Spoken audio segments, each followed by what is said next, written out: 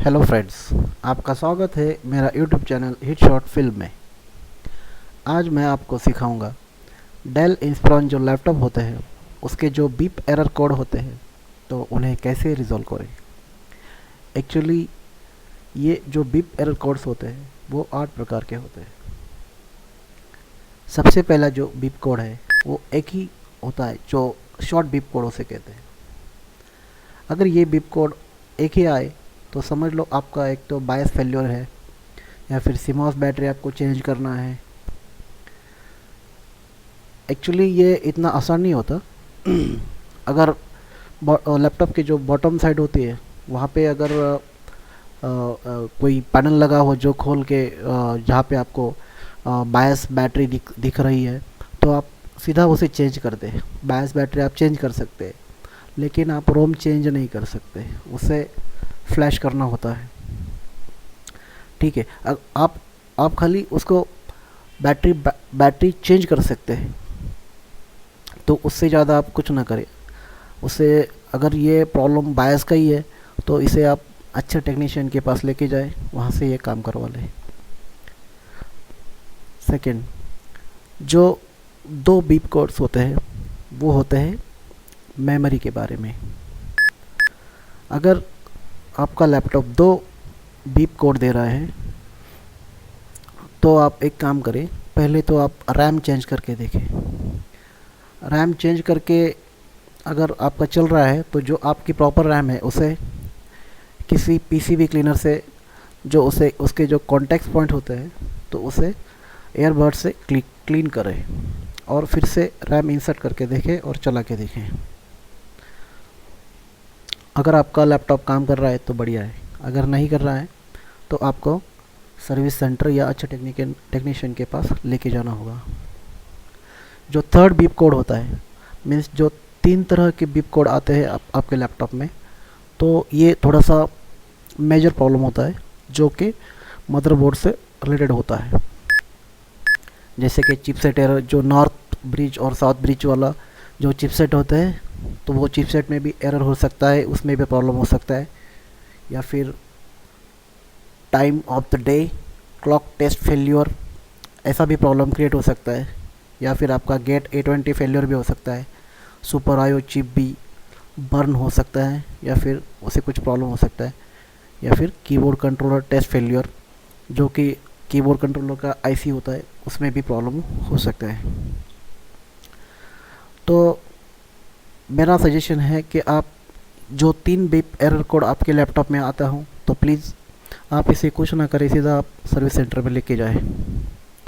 Next, जो 4 beep error code होते हैं वो भी मेमोरी के बारे में ही होता है। तो आप जैसे कि आपने सेकंड बीप कोड में किया था, एक तो रैम चेंज करें या फिर मेमोरी को क्लीन करके वापस से चलाएं। एक्चुअली ये जो फोर्थ वाला जो कोड है, एक्चुअली ये मेमोरी से रिलेटेड जो आईसी होता है वो आईसी में भी प्रॉब्लम हो सकता है। तो इसे अगर फोर्थ बीप कोड आ रहा है तो प्लीज़ इसे खुद ना करें, खाली मेमोरी चेक करके मेमोरी क्लीन करके देखें या चेंज करके देखें। अगर होता है तो ठीक है, नहीं होता तो छोड़ दो, सीधा सर्विस सेंटर लेके जाओ। और नेक्स्ट जो है 5 टाइम्स बीप कोड। जो 5 टाइम्स बीप कोड जो है तो आपको सीधा आपका सीमॉस बैटरी जो है वो सीमॉस बैटरी चेंज करना है, बाकी कुछ नहीं करना है। इसका सीमॉस बैटरी चेंज करें, अगर आपके पास अवेलेबल है तो ठीक है, अगर नहीं है तो किसी अच्छे टेक्नीशियन के पास आपको ये बैटरी मिल जाएगा। नेक्स्ट जो है वो 6 टाइम बीप कोड। देखिए, हर एक लैपटॉप में एक वीडियो चिप होता है जिसे कि हम वीडियो बायस चिप भी कहते हैं। जैसे लैपटॉप 2 तरह के मिलते हैं, एक विदाउट ग्राफिक्स, एक विद और एक विद ग्राफिक्स। जो विद ग्राफिक्स आते हैं उनमें तो ज़्यादातर एनवीडिया के ग्राफिक चिप होते हैं या फिर ATI रेडियन के ग्राफिक चिप होते हैं। तो ये जो प्रॉब्लम है, जिन लैपटॉप में विद ग्राफिक्स वाला मदरबोर्ड है तो इनमें ये प्रॉब्लम ज़्यादातर आती हैं। तो आप खुद होके इसे कुछ नहीं करें, इसे आप सीधा किसी टेक्नीशियन के पास लेके जाए या फिर सर्विस सेंटर लेके जाए, यही बेहतर होगा। नेक्स्ट जो है 7 टाइम्स बीप कोड। देखिए ये जो प्रॉब्लम है ये सीपीयू से रिलेटेड होता है। ये एक्चुअली सीपीयू के बारे में है, इसलिए आप इसे कुछ ना करें।